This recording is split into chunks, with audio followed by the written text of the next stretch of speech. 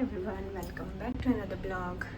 आज मैं lunch time यानी दोपहर से ब्लॉग स्टार्ट कर रही हूँ। सुबह मैंने स्टार्ट नहीं किया क्योंकि सुबह का तो वही सेम रूटीन ही होता है और सुबह थोड़ा हड़बड़ी होता है उठने में या फिर मम्मी का नाश्ता वाश्ता रेडी करने का, इसीलिए उस टाइम मैंने नहीं किया। आज अभी लंच टाइम हो गया है और आज हैदराबाद के किचन से क्या पकाया है मैंने वो दिखाती हूँ।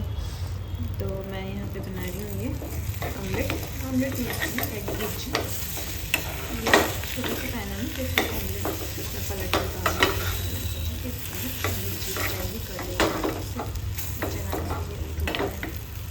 तो यहाँ पे है ये ऑमलेट, ये मैंने बनाया है फिर से वही दही का बहुत सारा आता है ना हमारे घर, तो बच जाता है तो मैं ऐसे कर लेती हूँ दही का। यहाँ पे मैंने बनाया है फूल गोभी आलू का ऐसे जीरा के साथ। ये है सूप स्टेपल क्योंकि मम्मी के लिए भी बनता है राइस, और लौकी की सब्ज़ी जो कि मैं डाल चुकी हूँ फ्रिज में। क्यों? क्योंकि मम्मी ने लंच कर लिया है और हम लोग अभी करने वाले हैं। तो लौकी मैंने मम्मी के लिए बनाया था और हस्बैंड ने मना कर दिया लौकी खाने से। बोले मैं नहीं खाऊंगा लौकी, मैं बोर हो जाता हूँ लौकी खा खा के। तो मम्मी के लिए तो वही बनता है लौकी और चिकन सूप में ही, और तो कोई दूसरी सब्जी वो खा नहीं रही है तो बनाने में फिर मैंने फ्रिज में डाल दिया। और मैंने सोचा ये नहीं खा रही तो मैं भी नहीं खाती हूँ, मेरा भी मन नहीं कर रहा था। तो मैंने यहाँ पे 2 प्लेट्स निकाल दी प्लेट लगाने के लिए। तो this is it for lunch today. आगे का ब्लॉग मैं कंटिन्यू करूँगी। एंड आज के दिन में क्या क्या होता है वैसे मैं दिखाऊँगी। बर्तन वगैरह सब धुल चुके हैं, धो लिया मैंने। फिर से प्लेट्स जूठे हो गए क्योंकि मम्मी ने लंच किया। तो हम लोग लंच करेंगे, फिर से प्लेट्स जूठे हो जाएंगे, फिर से वही मुझे फिर से बर्तन मांजना पड़ेगा। तो मैं बहुत मिस कर रही हूँ अपनी बुली दीदी को और पुष्पा को। बर्तन मांझ के मेरा हालत ख़राब हो चुका है। ठीक है, मिलते हैं शाम को चाय पे। टुडेज लंच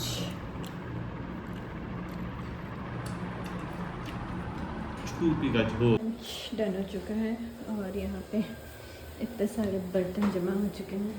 अब मैं फटाफट मांजूंगी ये सारे बर्तन और उसके बाद में जाऊंगी हॉस्पिटल, क्योंकि ये मम्मी को लेके गए हैं हॉस्पिटल और वहाँ पे कुछ सामान चाहिए, वो लेके जाना है। कुछ चीज़ें हैं जो लेके जानी है मुझे, तो मैं फटाफट ख़त्म करती हूँ ये काम और फिर मिलती हूँ हॉस्पिटल जाके इन लोगों से।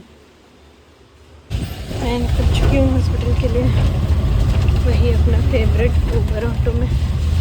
और ऐसा होता है बारिश हैदराबाद में बारिश हुआ है और बारिश होने से रोड्स पे ऐसे अच्छे तो चलती है, इसमें भी ये हाल है।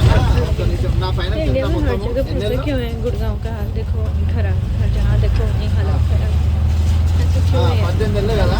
और ये फ्रेंड सोसाइटी पता नहीं क्यों प्लान करते टाइम क्या रोड्स को ढंग से प्लान करना तो जरूरी था ना शायद। हाँ, ड्रेनेज मतलब रोड के दोनों साइड ऐसे पानी चप्पल बीच में लाइक पानी जम जाता है।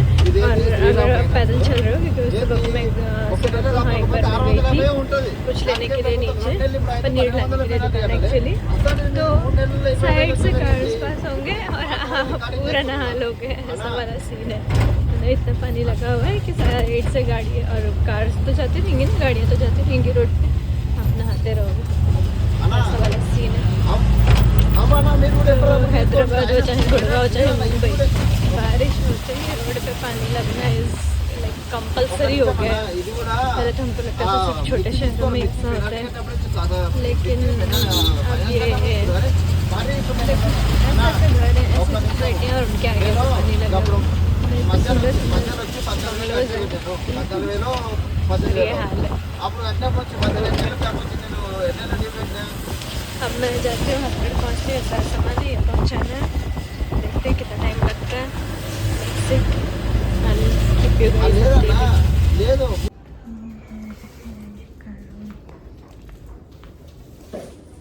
मम्मी अभी गई है वॉशरूम। पेशेंट का बेड, ये अटेंडेंट का बेड, यहाँ पे रखा है मैंने सारा सामान। यहाँ पे ही बैठना है जब तक हो नहीं जाता सर्जरी।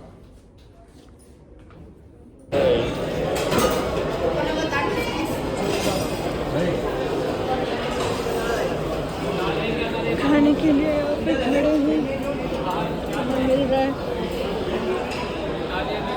ये मेरा स्पून, ये मेरे खाने। उधर क्या है? हाँ भाई, उधर क्या है? कुछ बोला आपने? ठीक है, थैंक यू थैंक यू। नहीं, वो बोल रहे थे फ्राइड राइस उधर मिलेगा। ये ले लिया मेरा वेज थाली, इतना ज़्यादा है क्वांटिटी। और ये उनका चिकन फ्राइड राइस। हम लोग अब लगे हैं खाने बहुत लंबा टाइम के बाद। साथ में डिनर करके फिर मैं चली आई थी रूम पे जहाँ पे हम लोग का स्टे था वहाँ पे। और ऐसा ही सिलसिला 2-3 दिनों तक चला। मतलब वही मैं सुबह रेडी होके हॉस्पिटल जाऊँगी और फिर उसके बाद वहीं पे दिन भर हम लोग बिताएंगे, खाना वाना कैंटीन से खाएंगे।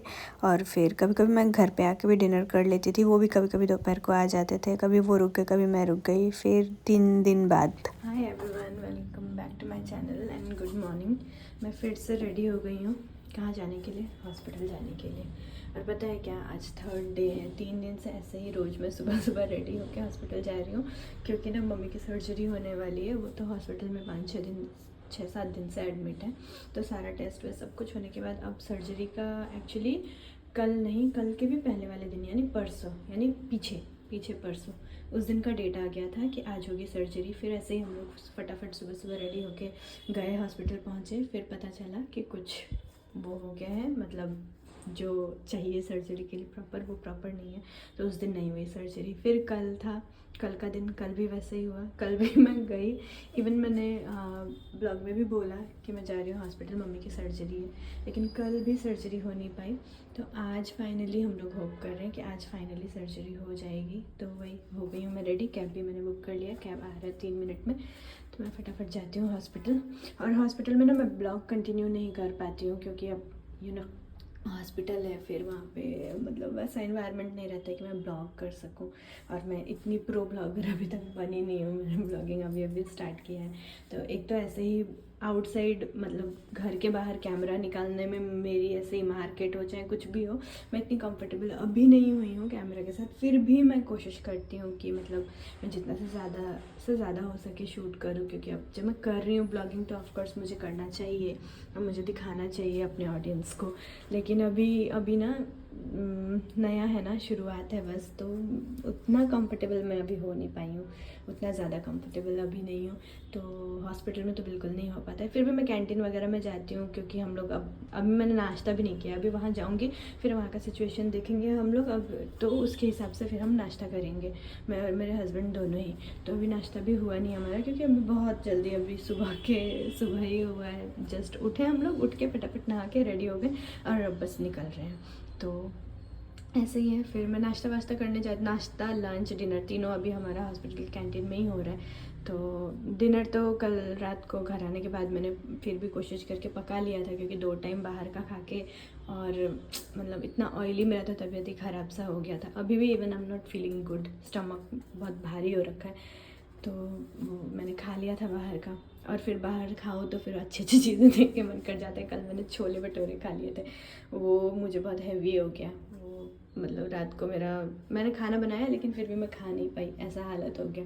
गर्म पानी पी के मैं सो गई, क्योंकि मेडिसिन भी कुछ था नहीं। फिर मुझे लग रहा था कि कल सुबह सर्जरी है यार, मैं बीमार नहीं हो सकती इस टाइम पे। मैं खुद को देखूँगी या वहाँ देखूँगी, फिर मेरे हस्बैंड का भी वो हो जाएगा कि वो कहाँ कहाँ देखे, किसको देखे। तो right now I can not afford बीमार होना। तो बस जाते हैं हॉस्पिटल।